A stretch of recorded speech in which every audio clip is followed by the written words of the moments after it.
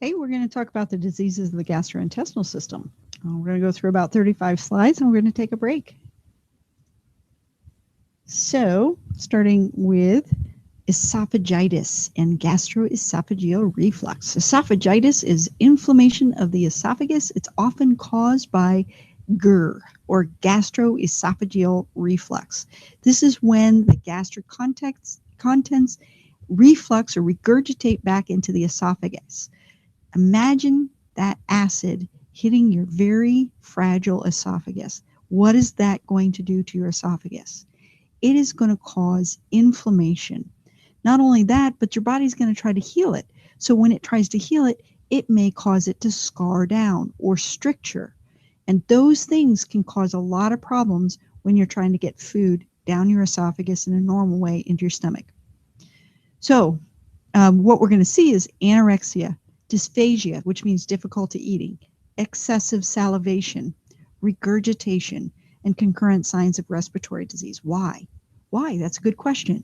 Concurrent signs of respiratory disease, because we're regurgitating, okay? We're bringing things up from the stomach or from the esophagus, and when you do that often enough, at some point you may aspirate that down or breathe that in. That causes an aspiration pneumonia. All right, so why is this happening? Why are we getting this gastroesophageal reflux? Well, what can happen is, first of all, we can just have some sort of trauma or something that happens to the valve of the stomach, that cardiac sphincter. It's a pretty passive valve. It's mostly a muscle that's supposed to remain closed. So it keeps the stomach acid in the stomach contents in the stomach. Now, if it's swollen there at all, it will open up and things will come back into the esophagus. If it's just not formed right, it will open up and things will come back in the esophagus. If the animal is overweight and puts pressure on the stomach in a certain way, it will open up and things will come back into the esophagus. So it's made to open so food can go into it, but if it opens back up and it's not a one-way valve, things can go back in the esophagus and cause a lot of problems. So when we diagnose it, it's best if we can take a camera and look straight down the esophagus, endoscopy, and show that mucosal inflammation that shows us we have esophagitis, and maybe an ulceration. That could be a problem if we have not just inflammation, but it's now eating away at the mucosa and the submucosa, and heaven forbid it go through the muscle layer and perforate into the thorax. That would be awful. We could see that sphincter open and things come out. That is absolutely diagnostic for esophageal reflux.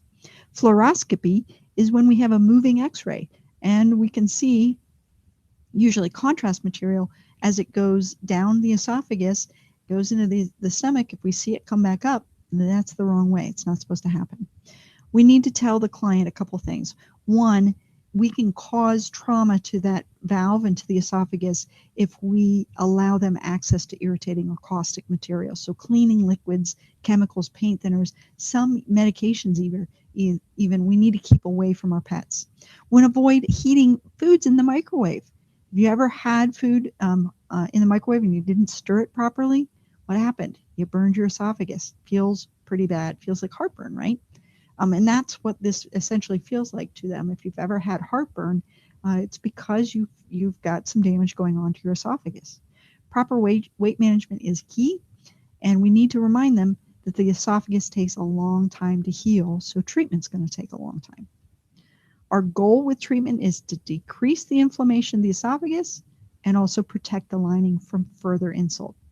So if they ingest an irritant, we do not want them to vomit. If you have them vomit, it's like they're getting a second chance at getting that caustic material back into their esophagus. So we want to give them a neutralizing compound.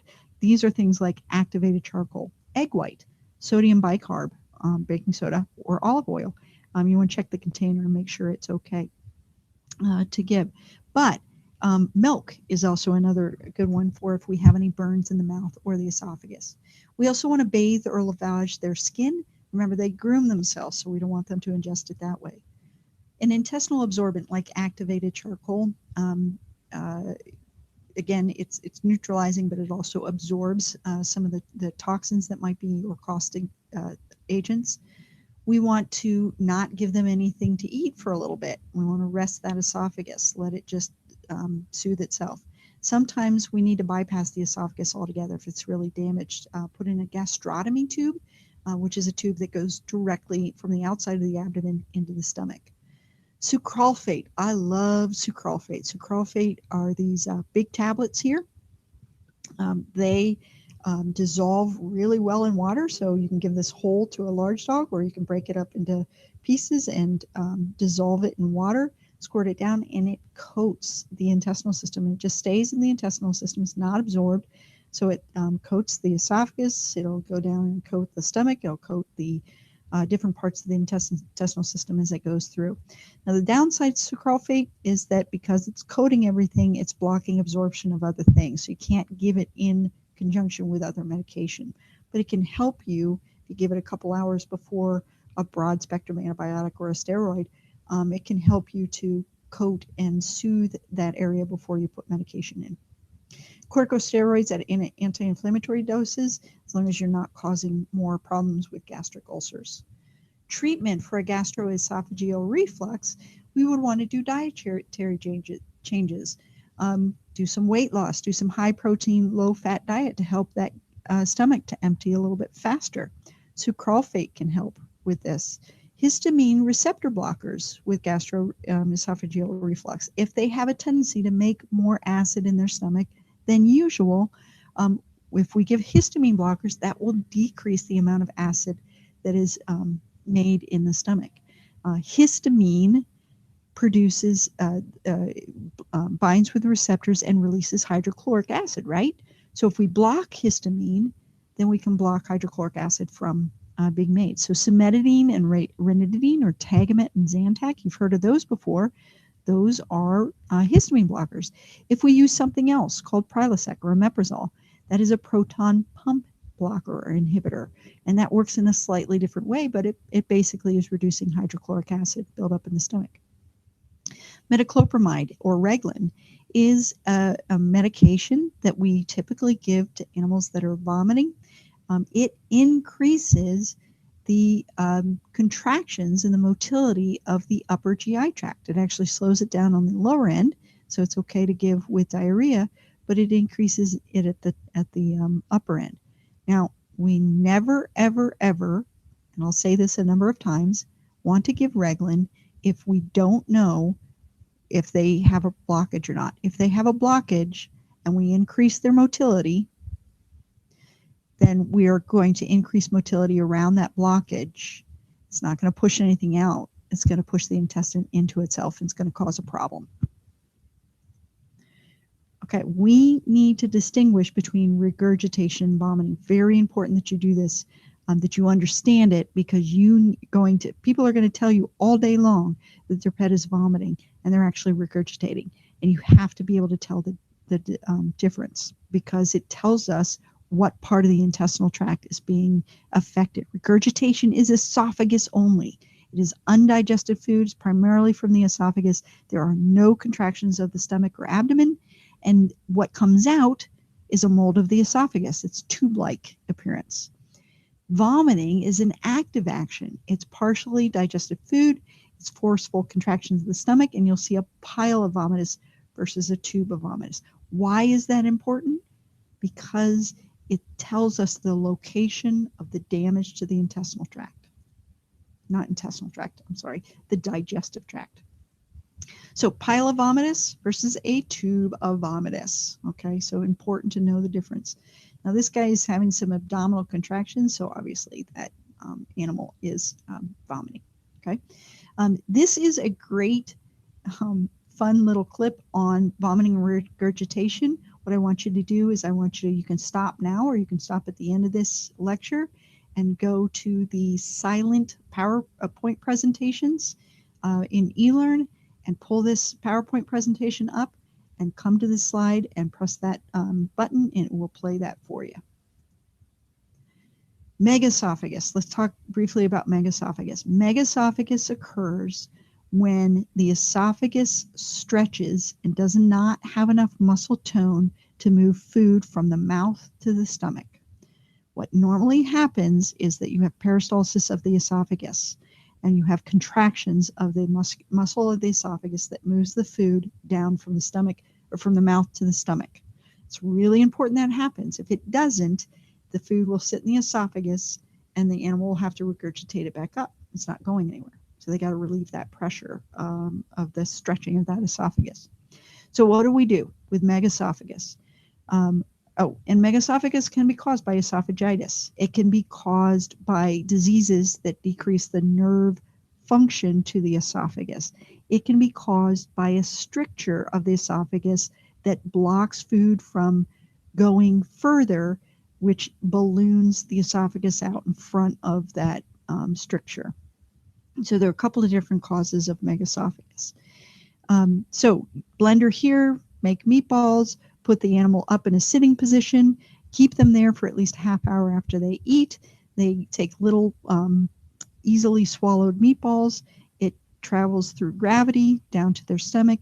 They keep them there until everything is in their stomach, and then they can digest their food and go about their lives normally. Megaesophagus is really important to prevent them from regurgitating because of aspiration pneumonia. Most animals with megaesophagus will die of aspiration pneumonia. Okay, diseases of the mucosa. Mucosa lines the oral cavity all the way down to the colon, and we can get ulcers anywhere along that. We're going to talk about gastric ulcers here, and you can just use that information and put it anywhere in the digestive tract. Gastric ulcers, basically we're talking about breaks in the surface of the mucosa and the underlying mucosa epithelium. So these are all epithelial cells. Here's the mucosa, here's the submucosa, here is the muscle, and we have an ulcer that's starting to go and eat its way in. And remember, this is a horrible environment for our tissues. And the only thing that keeps these ulcers from forming all the time, because of the hydrochloric acid in there, is the mucus that is made and sits on top of the mucosa and protects the lining of the stomach from the contents of the stomach. If something happens to the production of the mucus, we lose that coating, and our own body starts to eat away at itself. So we get an ulcer. If it perforates all the way through, anything that's in the stomach, or if it happens anywhere along the intestinal tract, will go through and seed the rest of the body or the abdominal cavity with this bacterial-laden content. That's a problem. So that's a gastric ulcer. Gastritis is just inflammation of the stomach, or reddening of the observed surface. So you can see gastritis happening around this ulcer. And gastritis can reduce mucus production. It can increase mucus production, but it can also reduce mucus production if it's too swollen. So let's go back to gastric ulcers. So we could see nothing. They may have no vomiting. They may just be a little anemic, and we have to go and find out, are they anemic because they're not making many red blood cells, or are they losing them somewhere? One of the first places we need to look whether they're losing red blood cells is whether they're losing it through a gastric ulcer. They could be vomiting blood. They could be very clearly have a gastric ulcer. Edema, because we have leakage of the fluid, the swelling into the surrounding tissues. Melena, because we have blood in the stomach, in the upper GI tract. Melena is digested blood in the stool. It looks dark and tarry, just like flea dirt looks, okay? But we're talking about melena. I don't like to see melena. Melena means that we have bleeding in the upper GI tract. That can be very difficult to find, very difficult to fix. I'd much rather see bright red blood. It's a lot easier to fix. Anorexia. I don't like to eat. If my stomach is bothering me, neither will your animals. Abdominal pain. Septicemia, if they actually have a perforation. We can do a radiology. Contrast studies like this one can show us that we don't have a smooth surface. Now that could be ulcers, or it could be just gastritis. Endoscopy, actually using a camera to look at the lining of the stomach, is helpful. Treatment, obviously if they're dehydrated, they need fluid therapy. We want to restrict their food, let things heal up a little bit. Oral antacids, we want to reduce the acid. Sometimes if we can have it something containing aluminum hydroxide or magnesium hydroxide, give that several times a day to help coat the stomach. Again, reducing hydrochloride means we're using histamine blockers, antihistamines, H2 antagonists. They all mean the same thing. They're cimetidine, ranitidine, Tagamet, and Zantac. Omeprazole, that proton pump inhibitor, will decrease hydrochloric acid. That's what we want to do. Sucralfate, of course, not at the same time, because what does it do? It coats the intestinal tract. So if we're coating that, we're reducing the contact of the hydrochloric acid with the lining of the stomach. Misoprostol is another drug that we use to protect the mucosa. It decreases acid secretion.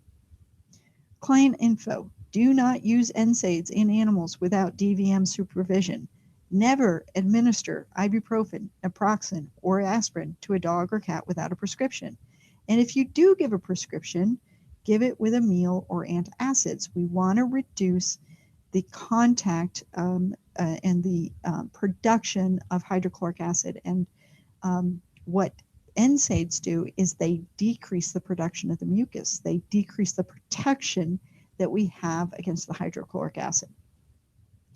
Gastritis. Gastritis is inflammation of the stomach lining. Anorexia, acute onset vomiting, dehydration, maybe painful abdomen. We'll see a history of diet change. We might see a history of toxin injection. We might have an infection going on. All of these things, plus parasites, can cause gastritis. With a client, we want to tell them, avoid abrupt changes in food. We don't want them to feed. If they are vomiting more than 2 or 3 times, we may just have gastritis. If we stop feeding them, we stop inflaming the process. We do not want our animals to have a varied diet. People think that they need to eat the same food that we do in order to be interested in life. This is not true. They are interested in life, period. They're not necessarily, some animals are more food motivated than others, but they're food motivated. They like food. We want to avoid toys also that could be swallowed or chewed into small abrasive pieces, or bones that can be chewed into small pieces. Sharp objects, that's not a good thing. CBC and Chem will help to rule out some other things. We want to do x-rays because we need, if they're vomiting, they may have a GI foreign body. We have to rule that out because there are certain things that we don't want to give them if they have a GI foreign body, and we may need to do surgery if we have a potential for that foreign body not to pass. So if we can keep them from eating for about 12, 24 hours, up to 36 hours, it's less for smaller animals or younger animals, and it's more for larger animals or older animals. Fluid therapy, sub-Q or IV, low-fat diets, antiemetics, chlorpromazine. It affects how nauseous they feel, kind of slows things down a little bit. It makes them a little bit sleepier. Metoclopramide increases motility. It doesn't necessarily help with nausea, but it gets things out of the stomach a little bit faster so it's not causing nausea. Problem is, if you have a GI foreign body, what happens? If you have an obstruction and you give them metoclopramide, you will make that obstruction much worse. So it is contraindicated or malpractice to give Reglan without making sure that you don't have a foreign body in a vomiting pet. Usually pets with gastritis, it's just inflammation. They don't need antibiotics. They may need probiotics, but they don't need antibiotics.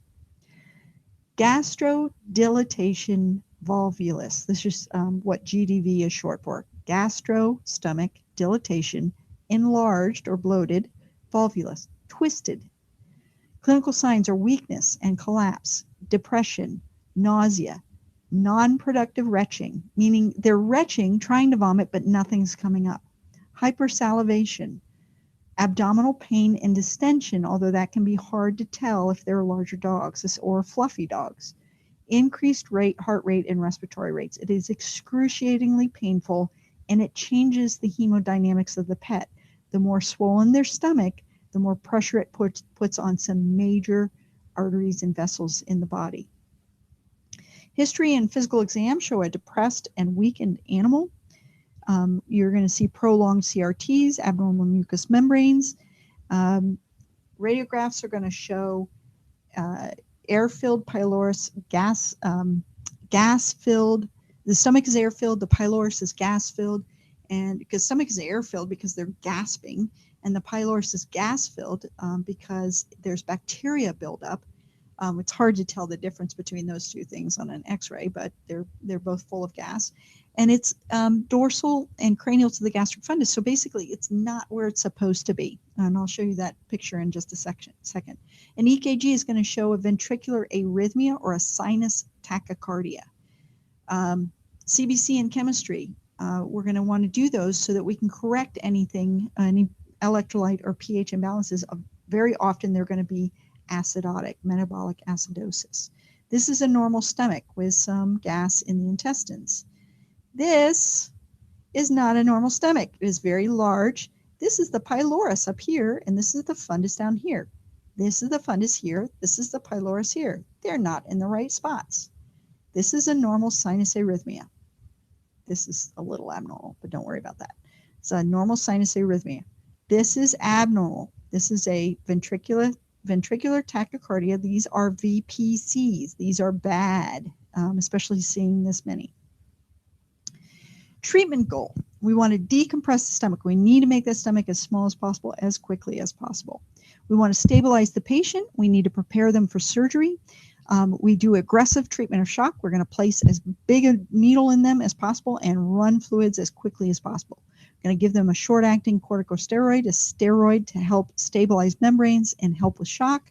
Bicarbonate, because mostly they are metabolically acidotic. Things are out of whack. We need to correct that.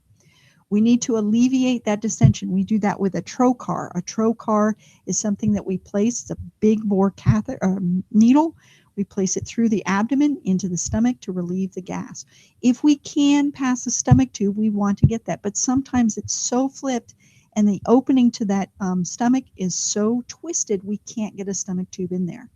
We may need to put a tube in directly through the abdominal wall into the stomach. It's a gastrostomy tube. We may have to lavage out the stomach. The stomach is typically full of food. If it's not full of food, it has a lot of bad bacteria in it causing all this gas buildup.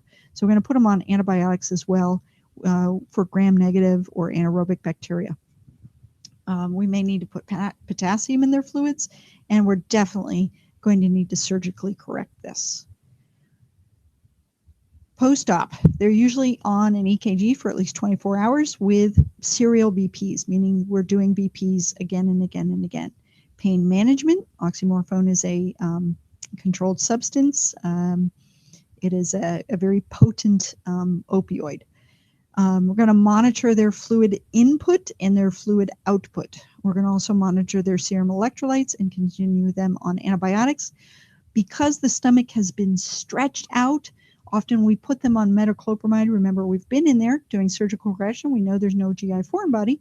So we can put them on metoclopramide or Reglan to move that stomach and decrease the atony or the non-muscular tone that the stomach has.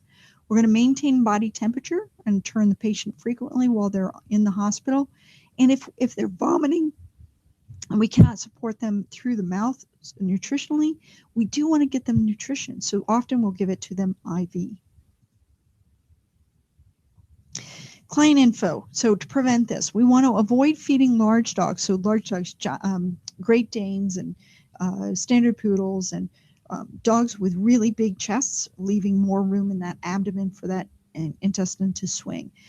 We limit exercise after eating, especially if they've had one big meal and they start running and they start gasping and they get air in their stomach and they or panting and they get air in their stomach and they so they have this great big thing heavy thing hanging down and gas above. It's going to flip through the abdominal cavity.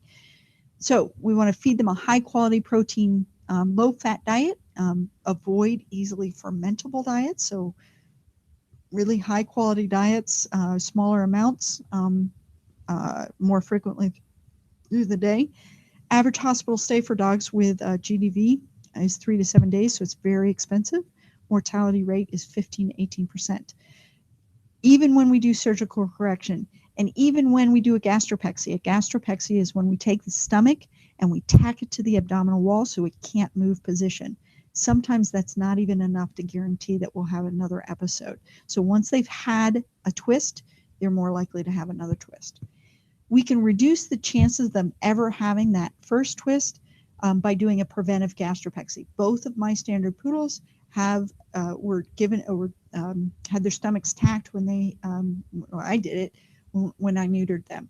So I took their stomach, I went into their abdomen, took a little piece off the wall, the outside wall of their stomach, attached it to a piece out on the wall of their abdomen in a certain location, and the scar tissue forms and holds the stomach where it needs to be.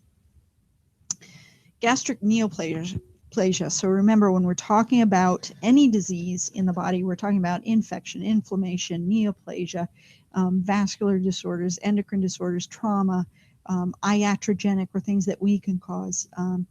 Those are the degeneration. Those are the things that we talk about when we talk about any diseases. So next thing we're talking about is stomach neoplasia. We're going to see weight loss. It's going to be over a period of time. Sometimes it's hard for owners to see that. We see vomiting. We may not see blood in the vomit. We might have an obstruction. We're usually seeing this in older animals. Prognosis for a malignant gastric tumor, we've got to tell our clients let your doctors tell your clients it's guarded to poor. Supportive care, control of vomiting, and maintenance of a good nutrition is key. Diagnosis, we have to diagnose it through looking through a camera and doing a biopsy. You're going to see biopsy a lot in here for diagnosis of intestinal disorders. If we can't get in there to do a biopsy, it's really hard to tell neoplasia from an inflammatory disorder because the symptoms are the same and the treatment is different and the prognosis is different. So we need to find out what it is. Surgical removal is the treatment of choice, and cats can actually do pretty well if it's a single lesion. Chemo, usually we don't have good results with that. Radiation is usually not successful. All right, we've moved on from the stomach. We're talking about diarrhea. When we're talking about diarrhea, just like when we talk about stomach, we have to differentiate between regurgitation and vomiting with stomach. With diarrhea in the intestines, we have to differentiate between small bowel and large bowel. Small bowel means the intestine, the small intestine. We're talking duodenum, jejunum, ileum. Ileum kind of sneaks into the large bowel, but with large bowel, we're talking more of the cecal contents and the colon, the small colon, the descending colon, the ascending colon. Okay, so small bowel versus large bowel. Small bowel, larger volume of stool, mild increase in frequency, so 3 to 5 times a day. They can hold it for longer, but when they do go, a lot more comes out. There's usually no straining or difficulty in passing of the stool. They may also have some inappetence or vomiting because it's higher up in the intestinal tract. It may be affecting the stomach as well, or may have just gone through the stomach. If there's any blood present, they have any bleeding in the upper intestinal tract, we're going to see a black tarry stool. That's called what? It's called melena. Okay, melena. Large bowel, you're going to see smaller volume. There's less space for that to accumulate, and it may look watery or mucousy. The large bowel is where water is reabsorbed, and if the bowel is not functioning normally, that water will stay in the bowel and will come out with the stool. Mucousy, because the large bowel is protected by a layer of mucus, it protects itself from hard fecal balls by this mucus. So if it's not functioning normally, you'll see more mucus. We're going to see increased frequency, so they can't hold it. They're growing more than 5 times a day. The pet is going to strain. They're going to look like they're having difficulty passing stool. And often, especially if they've had it for a day or so, you're going to see blood in the stool, and oftentimes it'll be bright red. I don't worry about a little bit of blood in the stool if it's bright red. I worry more about black tarry stool. So, inflammatory bowel disease. There are a couple different causes of inflammatory bowel disease. I'm going to talk about it a couple of times because it is one of the most common things that we see in veterinary medicine.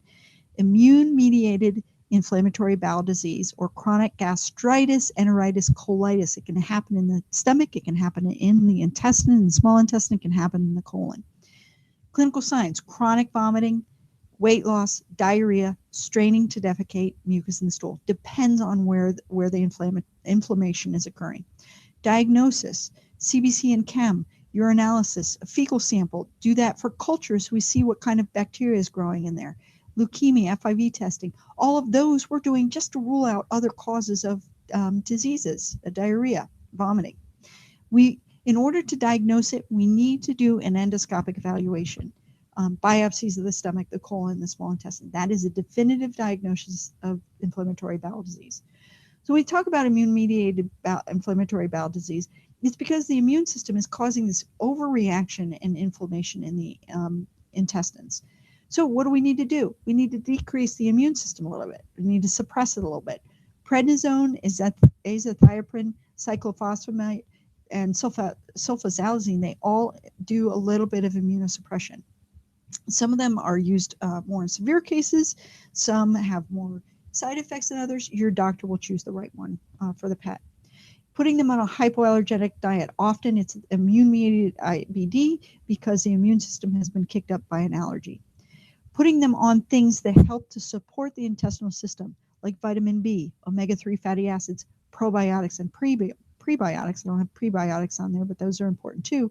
Like ProViable, we may have or may not have already talked about Nutramax providing ProViable Forte for pets that have all of these ingredients in it to help support a healthy intestinal tract.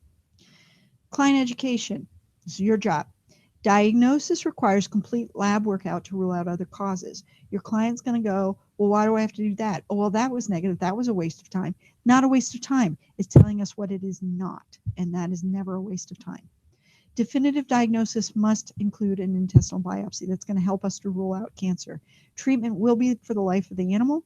They may need that special diet for life. We need to do a food exclusion diet to find that right diet. And then we need to remember that our immunosuppressive drugs that I've listed on the left have the following side effects. They're going to cause polyuria, polydipsia. They may have more accidents in the house.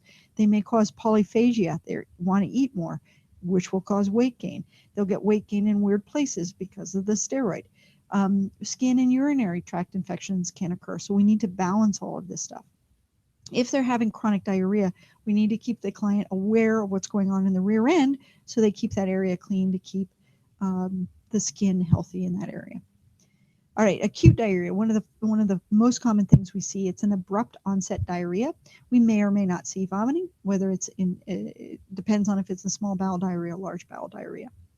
The animal will not otherwise appear ill with an acute diarrhea. Often they're running around, oh, gotta go, and they have diarrhea. They may be a little dehydrated, so if we do a little supportive care, that never hurts unless you overdo it. Keep them from eating for however long it takes, because if you don't give them food, they don't have ammunition to put out the other end. So keep them from eating for a little bit, let things heal up. Using an intestinal absorbent can help, so Pepto-Bismol or kaopectate. We have to remember that those things actually contain something that will turn into aspirin in the body, and so that can cause gastric ulcers, so we have to be very careful with the dose of that. Loperamide is Imodium. That is an antidiarrheal. We do not want to use that until they've had diarrhea for a day or so. Diarrhea is there for a reason. It's to get things out of the body that should not be in there. So we use caution when we start Imodium. Antibiotics, a broad spectrum if we have an overgrowth of antibiotics. Putting them on a bland, low-fat diet, and then, of course, always probiotics. Diagnosis, we might have a history of a recent change in food, addition of medications, a stressful event. We need to rule out all those other causes of diarrhea. We want to do a fecal sample for direct flotation examination. And a hematocrit, just a real quick blood spinning of the tiny little tube, will tell us if we have more red blood cells than we should and less serum than we should. We need to add a little bit of water to the body. Parasitic diarrhea, it's one of the causes of diarrhea. We need to rule it out. It's going to cause diarrhea, may or may not have blood in the diarrhea. We may or may not have vomiting. We may have weight loss. A poor hair coat is something that I typically will see even first with a whipworm infection. People don't often notice that they have diarrhea every 3 weeks, but they will notice that they have a poor hair coat. If it's severe, they may be listless. They may be anorexic or anemic. A fecal, when do a direct, don't ever forget that direct. We find lots of things with that direct. And a flotation. Giardia test, hematocrit. Anthelmintics, those are anti-roundworm treatments for specific parasites. So if we can diagnose a parasite, great. Fenbendazole is called Panicure, and we're going to use that once a day for 3 days.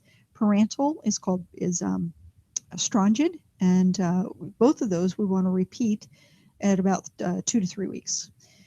Anti-protozoal medication. So if this is caused by a protozoa and we see that protozoa on that direct smear, so Giardia or Coccidia, we have medications for that as well. I should read those to you: metronidazole and albendazole, or Albon, sulfadimethoxone for Giardia, and then Coccidia is Albon. Prevention or client education. Regular deworming of puppies and adult dogs helps to keep the parasite loads low. Most heartworm preventions, want to keep them on year-round, help to decrease parasite loads, but they will not eliminate parasites completely. So if they have parasites on board, you do need to deworm them on top of that. Environmental control is also important in decreasing parasite loads. We know that they're constantly coming across parasites in the environment, whether they're just in their backyard or not. Wild animals carry some of these parasites as well. Whipworms are really, really hard to get rid of. They can last in the environment for up to 40 years. Treatment for whipworms has to be given for 3 days, then repeat that 3 days and 3 weeks, and then repeat that 3 days and 3 months. So it needs to be given long term. And then we have to put them on a specific heartworm prevention because it's going to be in the environment forever. Viral diarrhea, parvo, distemper, corona, feline panleukopenia, they all cause diarrhea. So we'll see diarrhea with or without blood. We may or may not see vomiting, may or may not see a fever, anorexia, and depression. Often these guys are pretty sick. We can do a diagnosis. We can do a parvo test, ELISA test, really easy to do in-house. Canine distemper titer. Whenever you see the word titer, realize that we're seeing if they've ever been exposed to the virus. We'll have to do a repeat titer anywhere from 3 days to 7 to 10 days to see if that that exposure goes up or goes down. If it goes up, that means that we have an infection. If it goes down, it means that that infection or that exposure has gone away. Panleukopenia we see panleukopenia not just with the cats, the feline panleukopenia, but with all viruses. So panleukopenia means all the white blood cells have decreased. There are no white blood cells available to fight this infection. Viruses knock out the white blood cells. So that is almost what we call pathognomonic, or you see a low white cell count, it's probably a virus. I'm going to rule out concurrent disease with viruses. So we're going to want to do a CBC chemistry because we want to look for anemia, dehydration, see the low white blood cells. We're going to look at electrolytes. It's important to realize that we want to do radiographs too.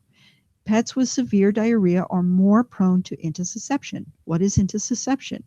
Intussusception is when a portion of the intestinal tract is inserted into the other portion. It's like kind of like taking a sock and bunching it up inside of itself. It causes a fatal obstruction. IV fluids. So treatment is supportive. We can only support them until their body can heal itself because there's no treatment for viruses. IV fluids, we can use antidiarrheal therapy if it's been going on long enough. Antibiotics with gram-negative spectrum because bacteria will come in on top of the viruses, and then really good nursing care. Sick animals can infect others. Vaccinations can prevent. That's the hardest part of this. We know we can prevent it. Coronavirus. So they can look as sick as parvovirus. Coronavirus can look as sick, but it's usually not fatal. Prognosis with parvo really depends on the severity of the disease, and the lower the white blood cells, the more severe the disease is. Mortality with canine distemper is 50%, and for panleukopenia is guarded to poor. They're almost always going to die. Viruses is spread by contact with feces, so at kennels, dog parks, grooming salons, etc. Bacterial diarrhea. Clinical signs: diarrhea with or without blood. We may or may not have fever, and anorexia. If we have severe bacterial diarrhea that we cannot control by increasing probiotics and increasing good bacteria, then we do want to put them on oral antibiotics. And this is a list of oral antibiotics that are broad spectrum, meaning they will kill both good and bad bacteria. So Batril, trimethoprim sulfa, erythromycin, metronidazole, and then we're going to want some fluid and electrolyte replacements, either sub-Q or IV. With diagnosis, we need to rule out other causes. So we want to do a CBC and chemistry, rule out white blood cells. We want to do a fecal flotation. We want to rule out parasites. We're looking for this presence of gram-negative bacteria. These are slender curved rods in fecal smears. If we see those, or we see S-shaped motile organisms with darting or spiral movement in these smears, saline, that's supposed to say saline smears, that can indicate Campylobacter, and that is zoonotic. We also want to look for Clostridium, which is zoonotic as well, and certain types of E. coli are zoonotic as well, so we need to be very careful about that. Dietary insufficiency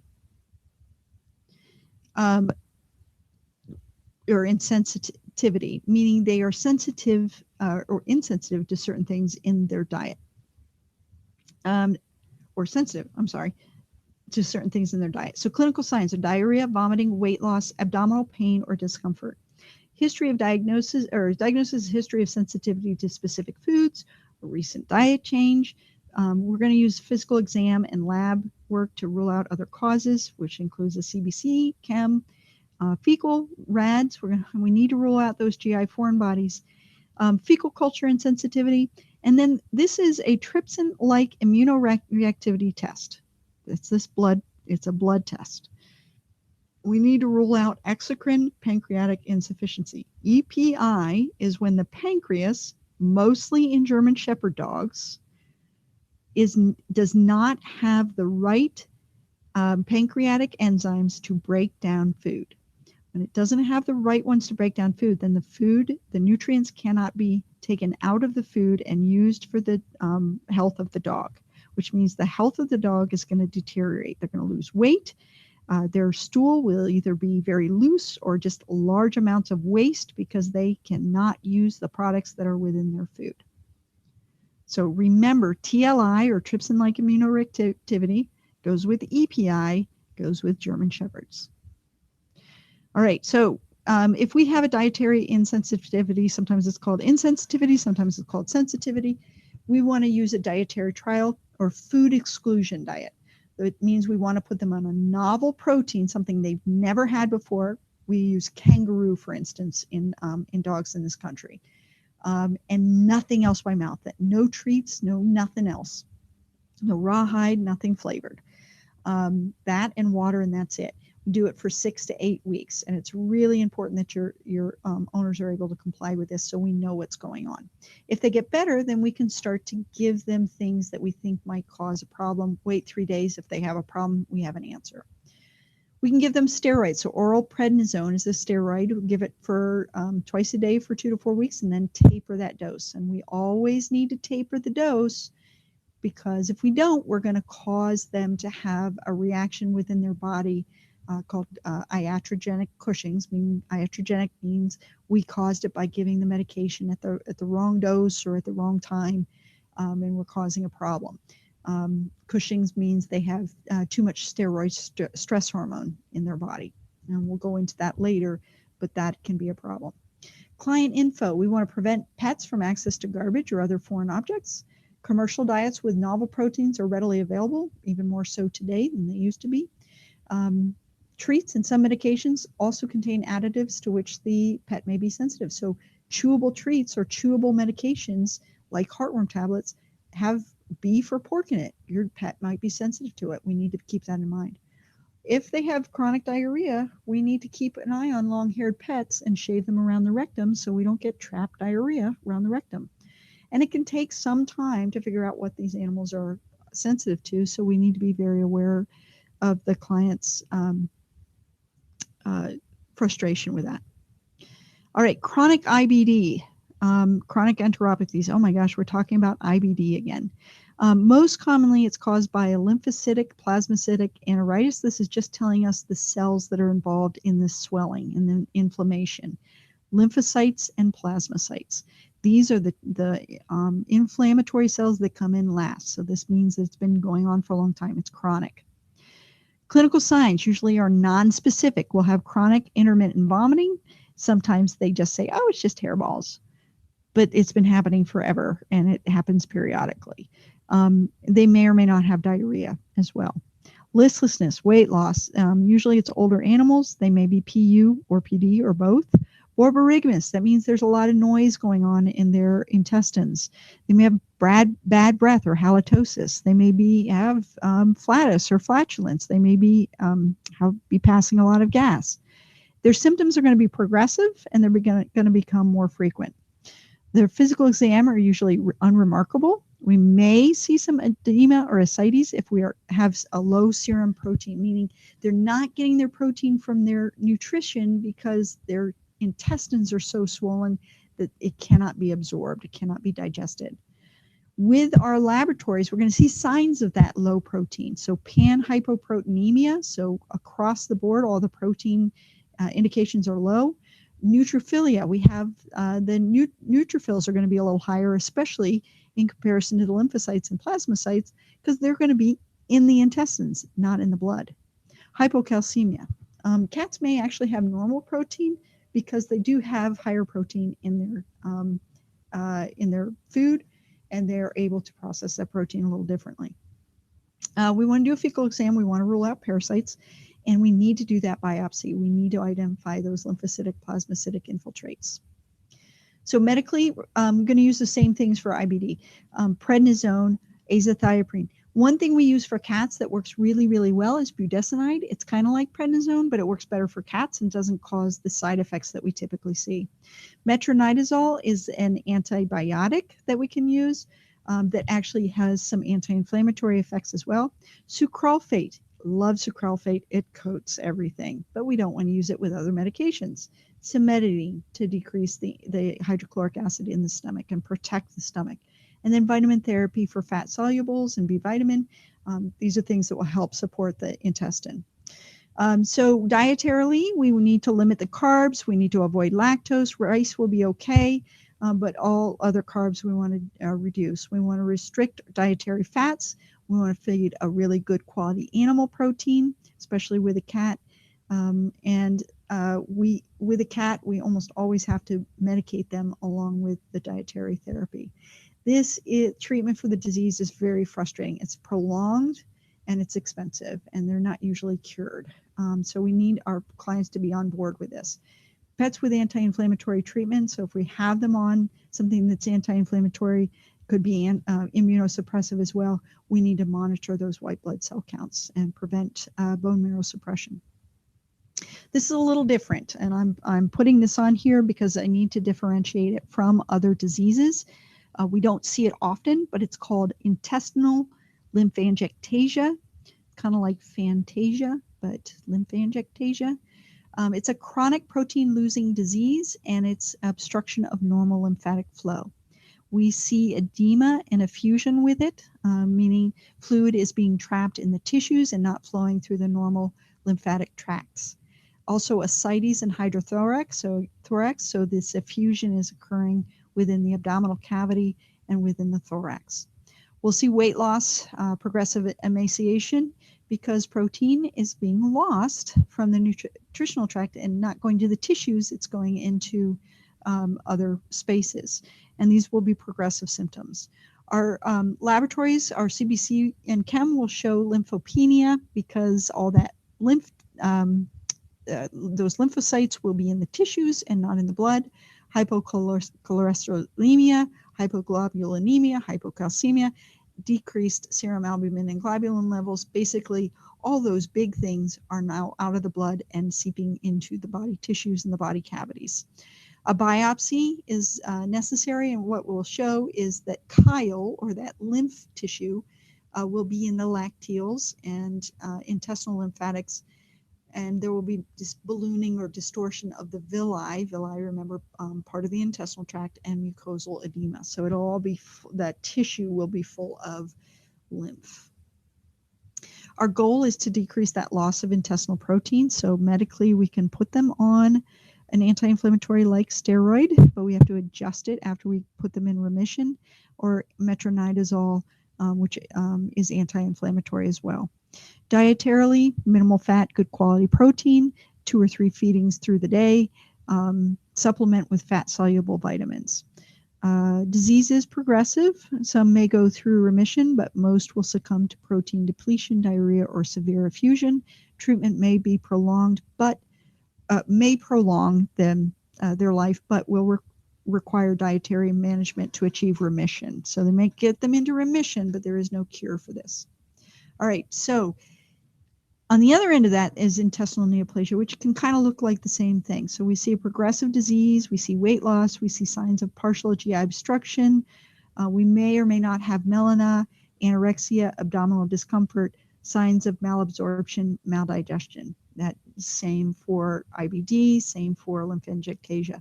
We may feel a palpable mass, or we may just feel a thickened intestinal wall, which again you're going to see or feel with IBD and lymphangiectasia. The lymph nodes, if it's a thin animal, you may actually feel in the mesenteric lymph nodes, that mesentery that holds all the intestines together, those lymph nodes may be enlarged. You may be able to feel that. X-rays, if you do contrast studies, may show you a mucosal irregularity. You may see a thickened wall. It's pretty difficult to see in a lot of cases. Biopsy is our way to figure it out, but often we have to do a number of those biopsies throughout the entire GI region. Statistics: intestinal adenocarcinomas account for about 25% of the intestinal neoplasias found in dogs and 52% of the intestinal neoplasias found in cats. So most of the intestinal neoplasias we find in cats will be adenocarcinomas. The rest of them will be lymphosarcomas, and then 10% for dogs. Treatment: surgical removal of the tumor if it's possible. It's not always possible. Dogs don't respond well to chemo. Cats maybe do well if we use a COP, what we call a COP protocol, COP for cytotoxin, or Cytoxin, Oncovin, and prednisolone, just 3 different chemotherapeutic agents. Supportive care, good nutritional management, transfusions, antibiotics control bacterial overgrowth. If it's a mast cell tumor, we're going to use things that will reduce the release of histamine, so prednisone, cimetidine, and antibiotics. And then probiotics, always use probiotics. Prognosis for adenocarcinomas is poor. Average survival rate is 7 months to 2 years. Cats with lymphosarcomas can actually respond well to chemo and can go into chemo remission that can last up to 2 years. Cancer requires supportive care, and nutritional support is critical, so we want a high quality, easily digestible diet that will aid in cellular repair. Oh my gosh, IBD again. All right, so what is it? Excessive numbers of inflammatory cells, and they're found in the mucosal samples of the GI system of the dog or the cat. We're going to see frequent diarrhea, increased volume, mild fever, hematochezia, increased mucus. Our diagnostics are the CBC to rule out other causes of diarrhea, and a complete fecal exam. What is that? It's a saline direct smear and a fecal float at the least. So gram stain is helpful, fecal culture is helpful. There are a lot of things we can do with that fecal exam. Radiographs may just show us some gas-filled loops. Histopathology or a biopsy, that's where we're going to see our increased numbers of lymphocytes and plasma cells in the lamina propria of the large bowel. Treatment for IBD, sulfasalazine. Side effects, and we can decrease the dose over time. Side effects, we have to remember there are side effects to every medication we give. Vomiting, so if we give it with food, that'll decrease it, but also KCS if they're on it long term. If it's longer than 6 to 8 months, keratoconjunctivitis or dry eye will occur. Dietary, hypoallergenic low-fat food, for example, Hillside's diet, max stress, prescription diets DD, CD or RD, all helpful.